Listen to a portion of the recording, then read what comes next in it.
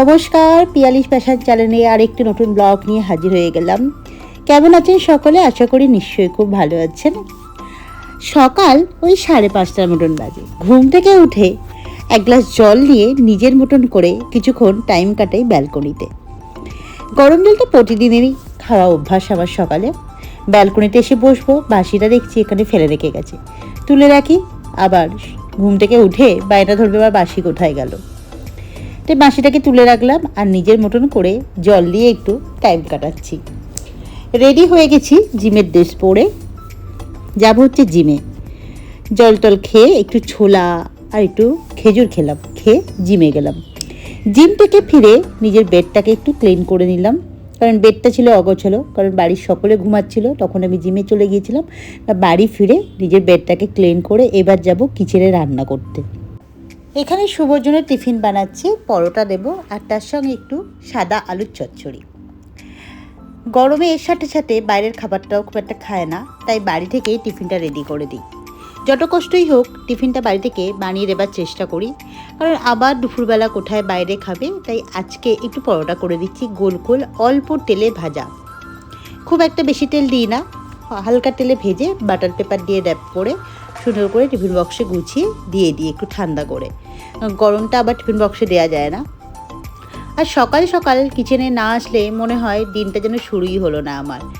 তারপর একটু ওই নারকেল পটল বানাবো দুপুরের লাঞ্চের জন্য। তো এখানে পটল রেডি করছি, ওটা মশলা কষিয়ে সুন্দর করে পটলটাকে বানিয়ে দিলাম। আর এই নারকেল পটলটা আমি একটা ঠাকুরবাড়ির বই থেকে রান্না করা শিখেছি। আর এখানে রেডি করেছি ছেলের জন্য সকালের জলখাবার। ডালিয়া ঘুম থেকে উঠে পড়েছে, এবার দুষ্টুমি শুরু হয়ে গেছে। তারপর ওর যত খেলা খেলছিল সব আমি ভালো করে একটা বাস্কেটের মধ্যে ভরে রেখে দিলাম। এখানে ভাঙা খেলাও আছে, গোটা খেলাও আছে, সব কিছু ওলট পালট করে খেলছে। আর এদিকে দেখো সব ওপর থেকে ফেলে দিয়েছে, তো সেগুলোকেও আমাকে গোছাতে হচ্ছে। কারণ ঘরদোর সকালবেলা একটু পরিষ্কার পরিচ্ছন্ন না করলে ঠিক হয় না।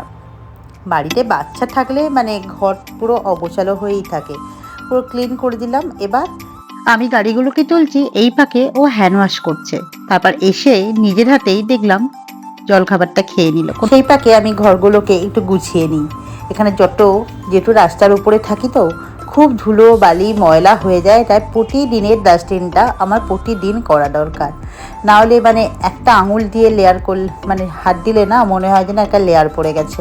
আর এখানে যত অগোছালো করে রেখে দিয়েছে কালার পেন্সিল, এগুলো সব গোছাবো, গুছিয়ে তবে ঘরদোরগুলো ক্লিন হবে। এখনও পুরো রান্নাপত্র শেষ হয়নি। আদা রান্না করে শুভ খেয়ে অফিসে বেরিয়ে গেছে, আর আমি এখানে রেডি করছি, নিজের ঘরদোর পরিষ্কার করছি।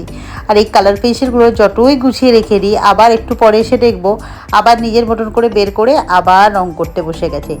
এখন দেখছি টিভির দিকে নেশাটা নেই, এখন খুব ড্রয়িং করার ইচ্ছা হচ্ছে। এই বুকসগুলো আমি কিনে দিয়েছি কালার করার জন্য, তো এগুলোই দেখলাম প্রতিদিন একটা একটা করে যাচ্ছে। এরকম 10টা বুকস আছে এই ড্রয়িংয়ের কালার করার জন্য, বেশ ভালো বাচ্চাদের জন্য। আর এই ব্যাগের মধ্যে মোম কালারগুলো রেখেছি, আর এখানে ওই পেন্সিল কালারগুলো রেখেছি। এখানে ওর ব্রেকফাস্ট রেডি, এবার থালা প্লেটটা রাখতে গেছে। আমি এখানে নিজের জন্য জলখাবার নিয়ে বসে গেলাম। নিজেও একটু ডালিয়া খিচুড়ি খাবো, তো ডালিয়া নিয়ে বসে গেছি। তারপর চলে গেলাম ব্যালকনিতে যেসব গাছগুলো লাগিয়েছি টবগুলোকে সুন্দর করে একটু কাপড় দিয়ে পরিষ্কার করে দিচ্ছি। কারণ প্রতিদিন যখন টবে জল দিই না, একটু মাটির ছিটে চলে আসে। আর ওই যে বললাম রাস্তার উপরেই আমার বাড়ি, সেই জন্য একটু ভালো করে পরিষ্কার ক্লিন না রাখলে না নিজেকে কীরকম লাগে। এই নিচে ঠাকুরের কাপড়গুলো আছে, ওগুলো আজকে ভালো করে কেচে ধুয়ে মেলে দিয়ে আসবো। এখন সামার ভ্যাকেশন চলছে, অনলাইন ক্লাসটাও বন্ধ হয়ে গেছে, তাই সকালে পড়তে বসার দায়িত্বটাও আমার। তাই মাঝে মাঝে একটু পড়তে বসিয়ে দিচ্ছি সকালের দিকে, আর তারপর বিকেলের দিকে আবার পড়াশোনা করাচ্ছি। দুটো টাইম একটু পড়তে বসাই, নাহলে না দুষ্টুমিটা বড় বেড়ে যায়। এখানে একটু বাড়ির সকলের জন্য সকালের জলখাবার বানাবো। আমার খাওয়া হয়ে গেছে, বা বাড়িতে মায়েরা আছে, ওরা ভাবলো চাউমিন খাবে, তাই চাউমিন বানাচ্ছি। আর এদিকে আমার ওয়াশিং মেশিনে সব জামা কাপড় কাচা হয়ে গেছে, এগুলো এবার মিলে দিই। আর এখন তো গরমকাল, তাড়াতাড়ি করে শুকনোও হয়ে যাবে। আর আমি দেখো এদিকে কাজগুলো মুছছিলাম, ও দেখি ও চলে এলো, মাম্মা দাও আমি কাজগুলোকে মুছে দিচ্ছি।